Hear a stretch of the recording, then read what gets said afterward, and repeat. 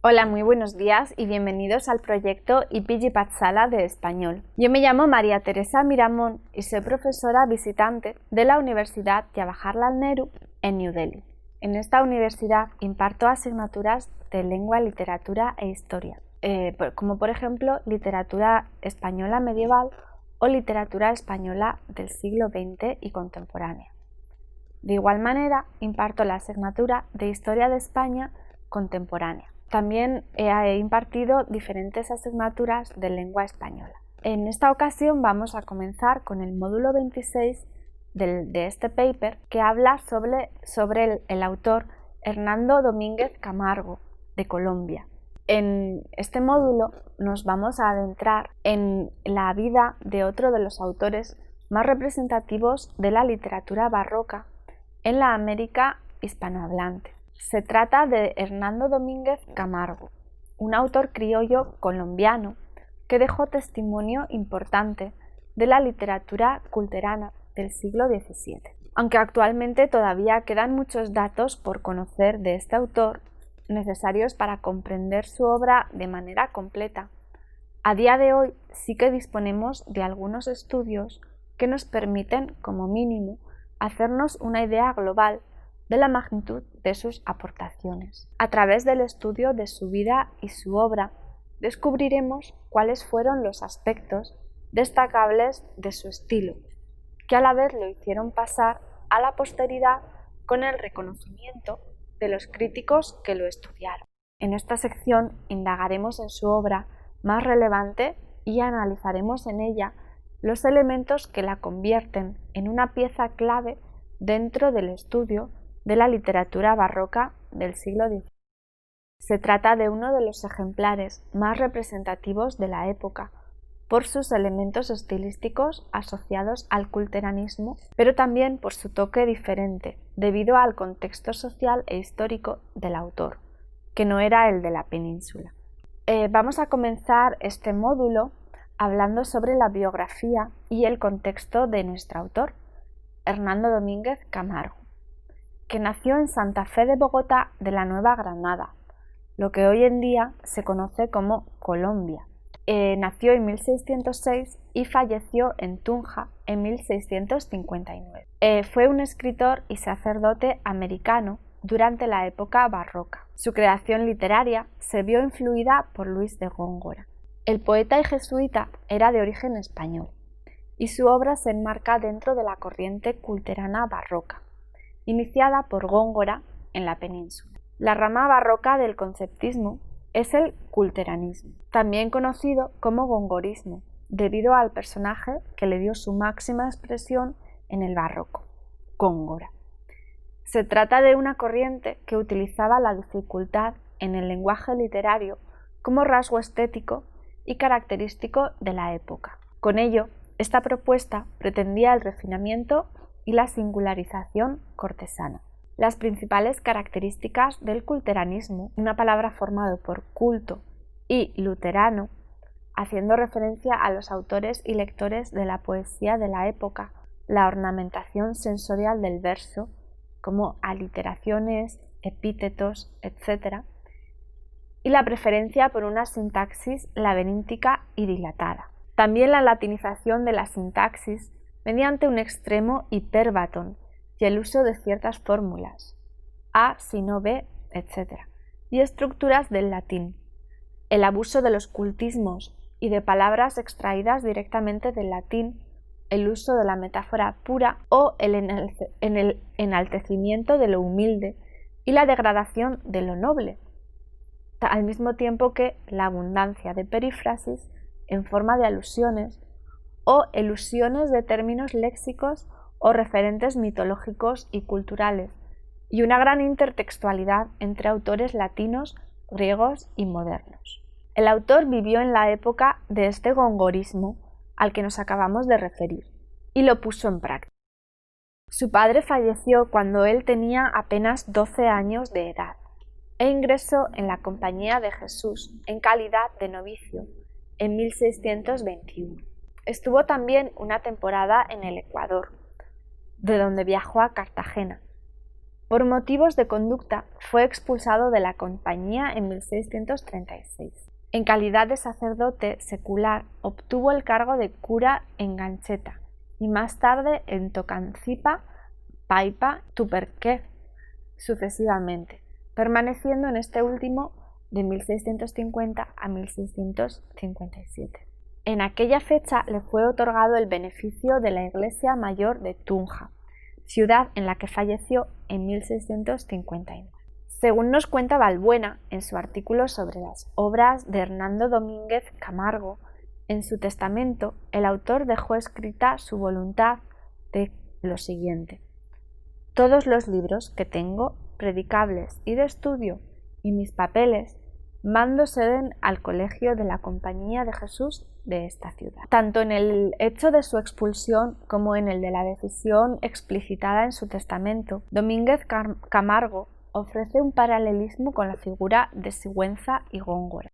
Durante la época del Barroco, América logra hacerse con una expresión propia, tal y como venimos viendo en apartados anteriores, con otros autores criollos correspondientes al mismo movimiento histórico. A ambos lados del Atlántico se desarrolló este arte que dio al pueblo criollo un verbo autónomo. América presenta un grupo que deja el listón muy alto dentro de la poesía barroca, del que forman parte autores de renombre como Bernardo de Balbuena, Juan Ruiz de Alarcón, Hernando Domínguez Camargo, Sor Juana Inés de la Cruz o Carlos de Sigüenza y Góngora. Como se puede apreciar, el escritor al que rendimos homenaje en esta sección forma parte del colectivo de autores criollos que han dejado huella imborrable en aquel siglo en el que la poesía y la prosa en América evolucionaban hacia el logro de una identidad propia, aunque siguiendo las bases del modelo propuesto por la península. En las siguientes imágenes podemos ver el Nuevo Reino de Granada, donde pudo escribir nuestro autor, y una de las primeras versiones del sello de la Compañía de Jesús, el trigrama IHS, comprendido por las 3 primeras letras griegas de Jesús. Esta es la compañía a la que formaba parte nuestro autor, que habla sobre la obra de este autor. Según nos comenta Balbuena, varios estudios han dado testimonio e increíble contribución del barroco a la historia de la civilización. Y nos dice más. De este hecho se desprende la gran importancia que supone el estudio de vidas y obras como la de Hernando Domínguez Camargo, uno de los escritores más representativos del barroco. La mayor parte de las composiciones líricas de Hernando Domínguez Camargo se publicaron en el ramillete de varias flores poéticas de Jacinto de Hevia en 1676. Tal y como nos cuenta Carrilla en su libro sobre nuestro escritor, las diversas partes del ramillete le merecen un examen de conjunto para pasar finalmente a la parte séptima, donde están las poesías de Domínguez Camargo, a las que agrega como única poesía breve ajena al ramillete, el soneto a Guatavita. Por último, un comentario de la invectiva apologética, único ejemplo de la prosa de Domínguez Camargo, que ha llegado hasta nosotros. La invectiva, aclaremos, la escribió el poeta en defensa de su romance a Cristo crucificado y contra el émulo que quiso censurarlo apasionado. Sin embargo, el aspecto más destacable dentro de su obra es todo aquello que responde al estilo del poeta español Luis de Góngora.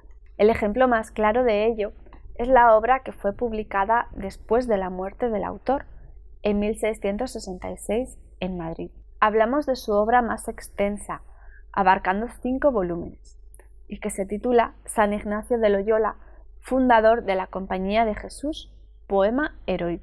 Fue escrita entre 1630 y 1659. En ella nos centraremos durante el resto de la sección para poder analizarla y así ver ejemplificados aquellos rasgos estilísticos propios de Domínguez Camargo. El poema consta de unos 8.900 versos que en 1.116 octavas reales, divididos en 24 cantos. Se trata de una biografía inconclusa en verso del santo San Ignacio de Loyola. En ella el autor narra su vida desde que nace, pasando por el bautismo hasta el instante en que funda la ilustre Compañía de Jesús, después de que tuvieran lugar sus campañas militares en Pamplona.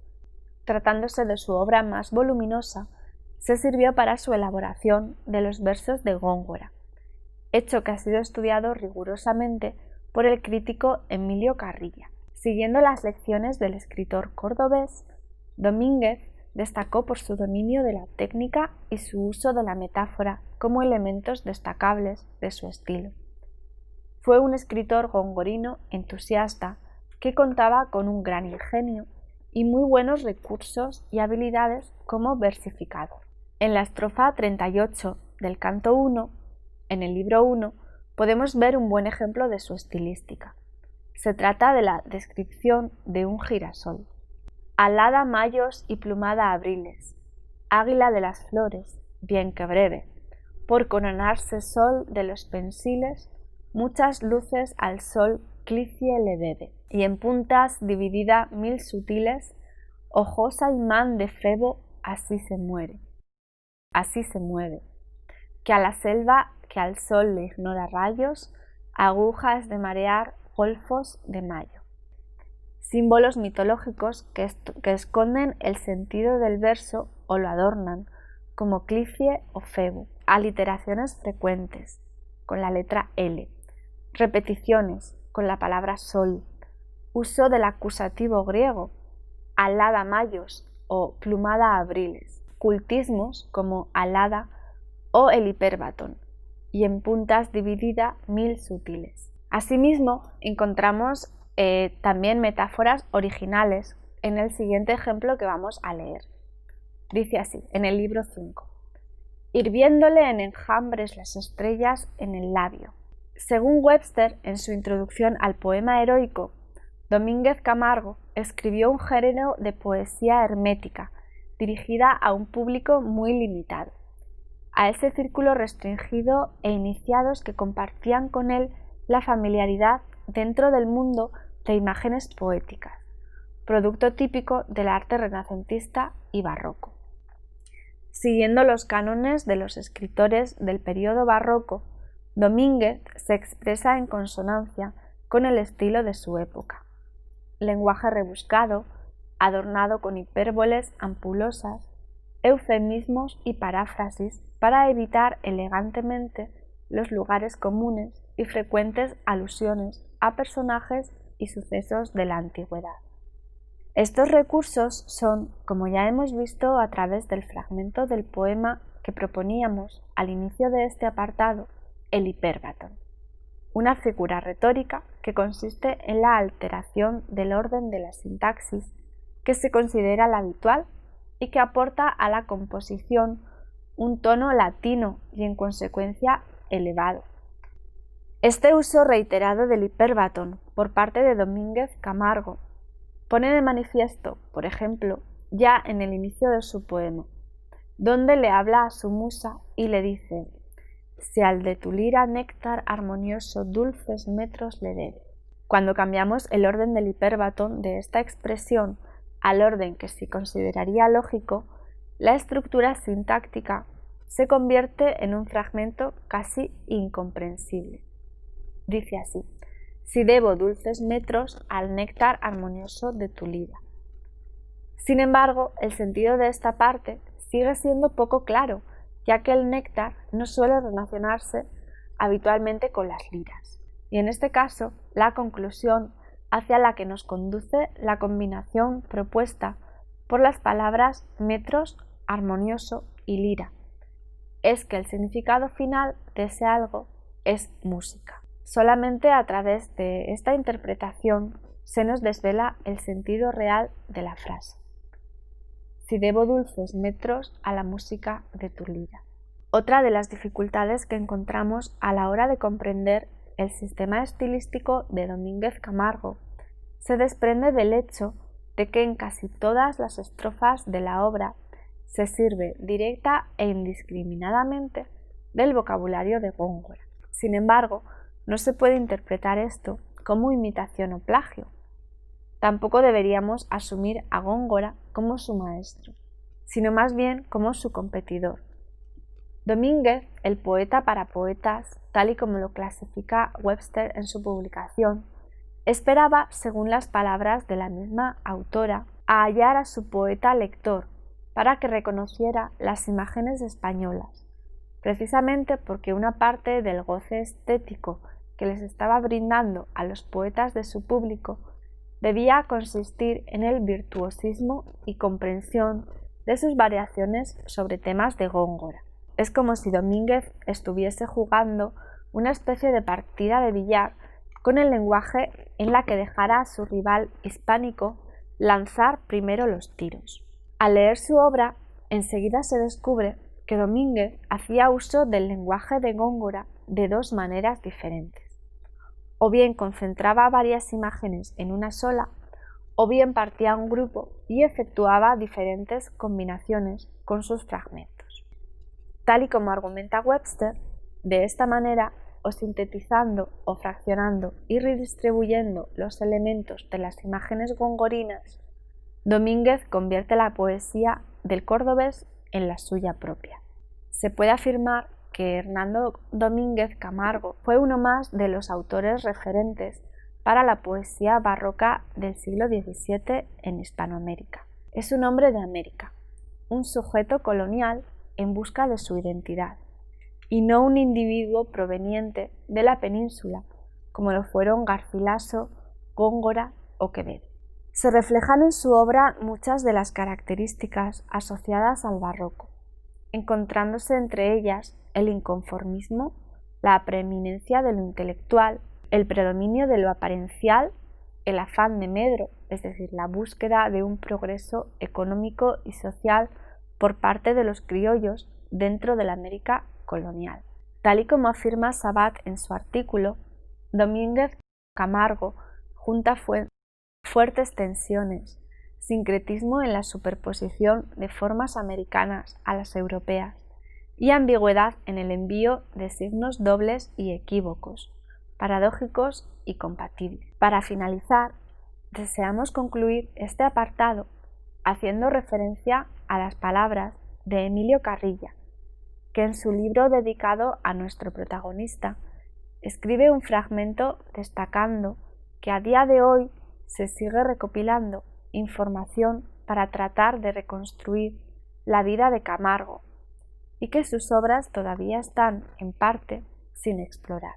Él pronuncia literalmente estas palabras, como una prueba de las dificultades que ofrecen las obras, y especialmente el poema heroico. Quedan aún numerosos problemas sin resolver. La contribución, repito, es valiosa, capital, pero como los editores reconocen, quedan todavía trechos por recorrer en tierras donde no siempre se puede pisar en firme. Bueno, esto es todo sobre el módulo 26. Muchas gracias por escuchar.